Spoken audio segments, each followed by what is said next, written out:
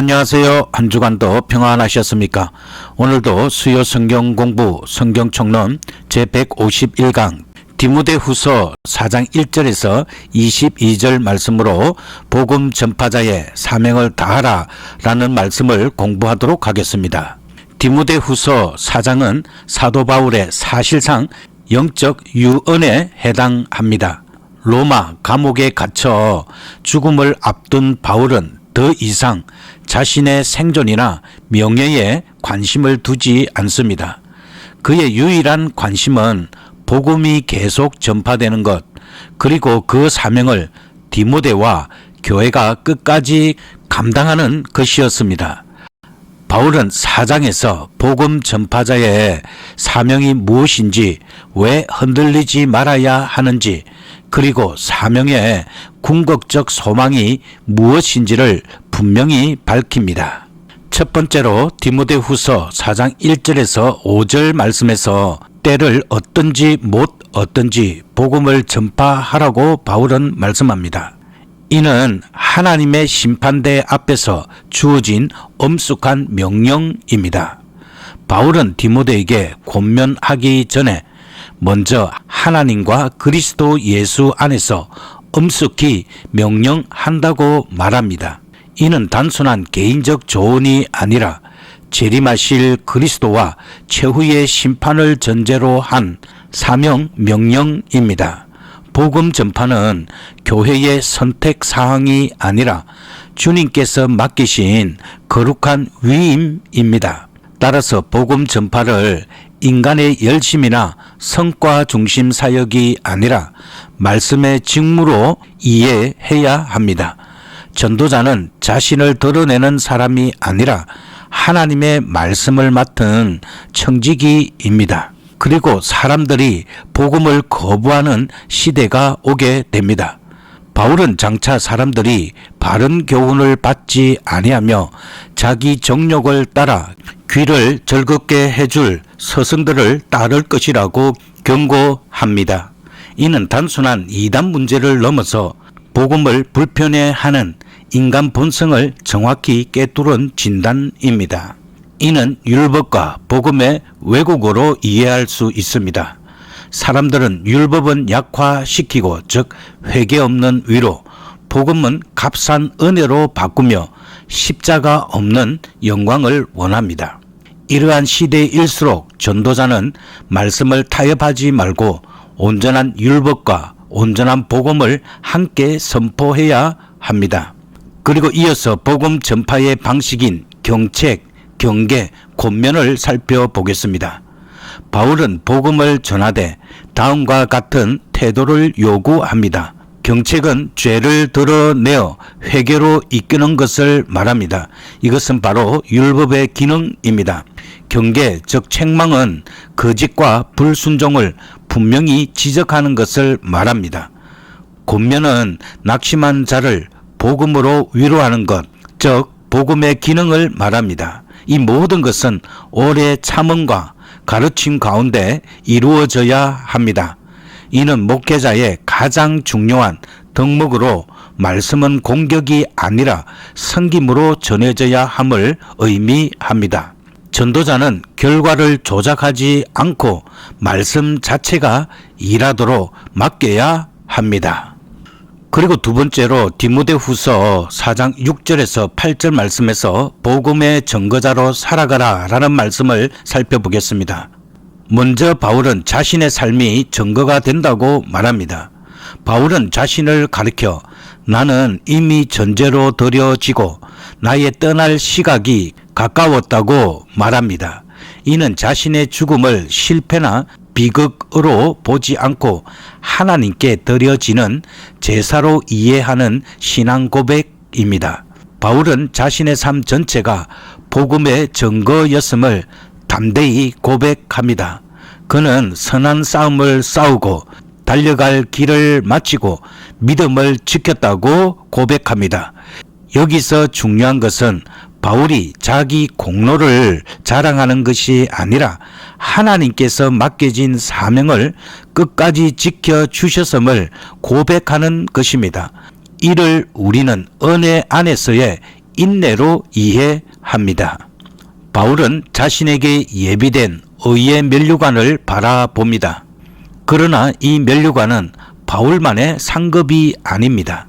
그는 분명히 말합니다. 나뿐 아니라 주의 나타나심을 사모하는 모든 자에게니라고 말합니다.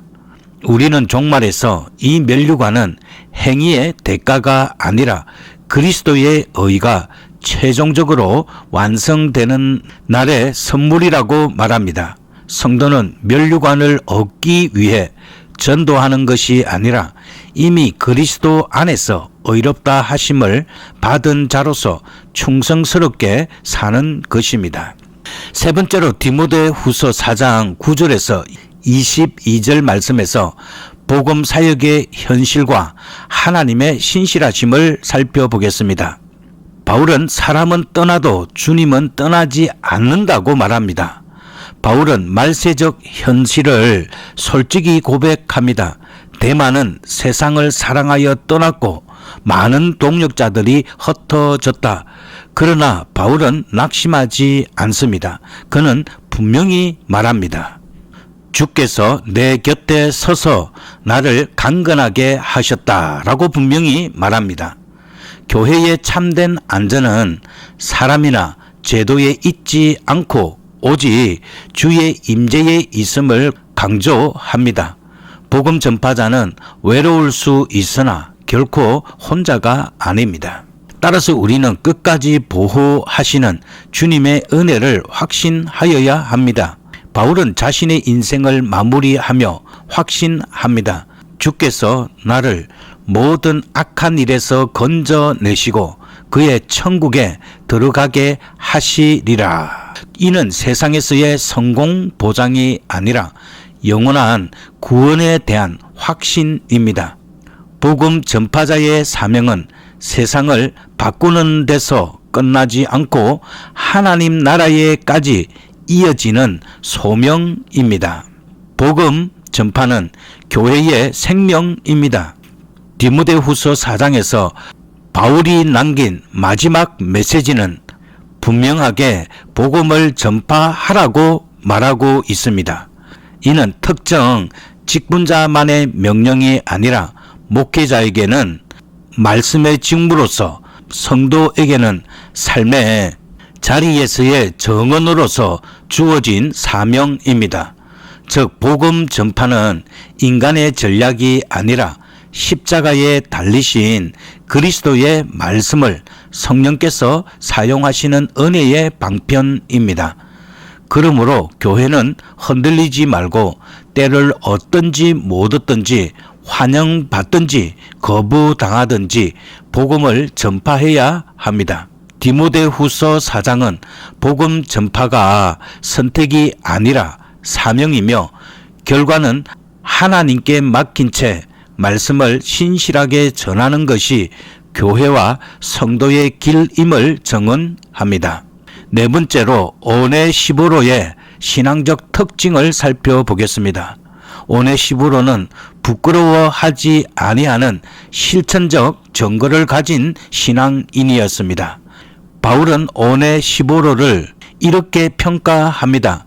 그가 나의 사슬에 대하여 부끄러워하지 아니하고 라고 디모데 1장 16절에서 말합니다. 디모데 후서 1장의 핵심 주제는 복음과 함께 고난을 받으라 라는 권면입니다. 많은 이들이 바울의 사슬을 수치로 여길 때 오네시보로는 그것을 그리스도의 영광과 연결된 표지로 보았습니다. 이는 십자가 신학의 실천적 부현입니다. 세상은 성공과 안전을 추구하지만 십자가 신학은 고난 속에서 하나님이 일하심을 봅니다. 오네시보로는 말로만이 아니라 행동으로 십자가 신학을 증언한 인물입니다. 그리고 바울은 오네시보로가 자신을 자주 새롭게 하였다고 말합니다. 이 표현은 단순한 정서적 위로를 넘어 음식과 생필품 제공, 정서적 격려, 영적 동행을 포함하는 전인적 돌봄을 의미합니다. 그러나 이는 선행으로 구원을 얻는 행위가 아니라 이미 받은 은혜가 이웃 사랑으로 자연스럽게 흘러간 결과입니다. 오네시무로의 섬김은 칭의의 결과로 나타난 성화의 열매였습니다. 이제 다섯 번째로 성경의 기능 중 네 가지 유익, 즉 가르침, 책망, 바르게 함, 의로 훈련하는 것에 대해서 살펴보겠습니다. 바울은 성경이 말세에 왜 기준이 되는지 그 이유를 네 가지 동사로 설명합니다. 첫 번째는 교훈, 즉 가르침입니다. 성경은 하나님이 누구시며 인간이 누구이며 구원이 무엇인지 바르게 가르칩니다. 특히 성경은 단순한 지식 전달이 아니라 구원에 이르는 지혜로 인도합니다.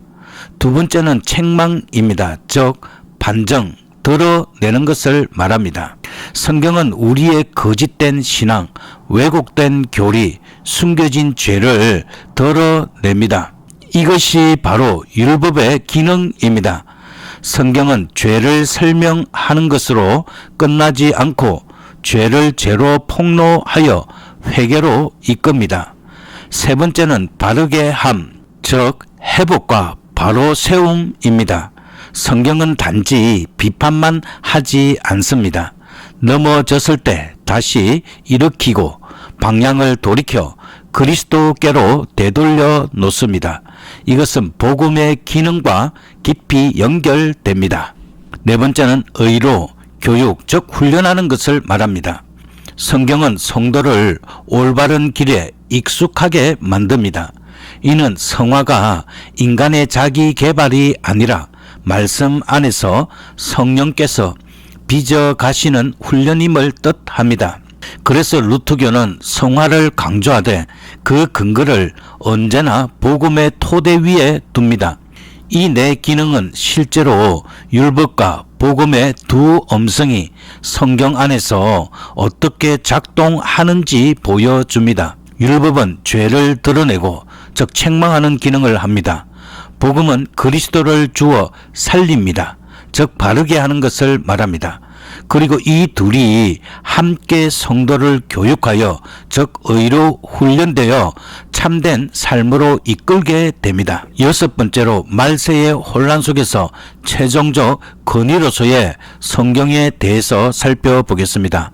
바울이 말하는 말세의 특징 중 하나는 경건의 모양은 있으나 능력은 부인하는 현상입니다. 즉 종교적 언어는 넘치지만 복음의 실제 능력, 그리스도의 십자가와 죄 사함은 희미해집니다. 바로 이때 성경은 교회의 유일한 기준이 됩니다. 거짓 교사들은 사람의 귀를 즐겁게 합니다. 그러나 성경은 사람을 즐겁게 하기보다 먼저 진리로 세우고 필요하면 찢고 다시 치유합니다. 성경은 교회를 세상에 맞추는 도구가 아니라 교회를 그리스도께 묶어두는 줄입니다. 우리는 성경을 교회의 모든 교리, 예배, 목회, 윤리의 규범으로 고백합니다. 즉 성경이 모든 것을 판단하며 다른 어떤 권위도 성경 위에 설 수 없습니다. 그리고 성경의 중심은 복음, 곧 예수 그리스도입니다.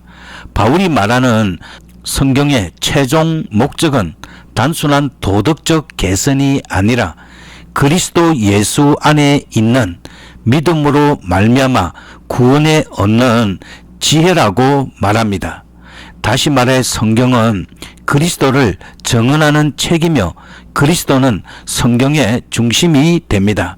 그래서 말세에 성도가 붙들 기준은 성경의 일반이 아니라 성경이 드러내는 복음, 곧 십자가에 달리시고 부활하신 예수 그리스도이십니다. 성경은 우리를 그리스도께 데려가고 그리스도는 우리를 죄 사함과 생명으로 데려가며 성령은 그 말씀을 통해 오늘도 믿음을 일으키십니다. 디모데 후서 3장 16절 말씀으로 이 말세의 시대에 교회가 흔들리지 않는 이유이며 성경을 살아있는 하나님의 말씀으로 고백하는 신학적 토대입니다. 이제 기도하도록 하겠습니다.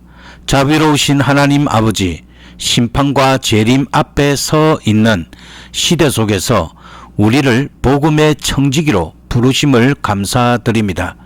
사람들의 귀를 즐겁게 하는 말이 아니라 율법과 복음을 온전히 전하는 담대함을 우리에게 허락하여 주시옵소서. 때를 얻든지 못 얻든지 말씀을 전하게 하시고 경책과 권면 속에서도 오래 참음과 사랑을 잃지 않게 하여 주시옵소서. 외로움과 낙심의 순간에도 주님께서 친히 우리 곁에 서 계심을 믿게 하시고 끝까지 믿음을 지켜 선한 싸움을 완주하게 하여 주시옵소서.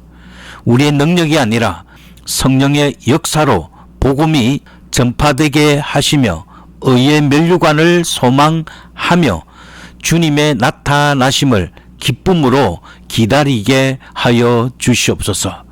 모든 영광을 주님께 돌리며 우리 주 예수 그리스도의 이름으로 기도드립니다. 아멘.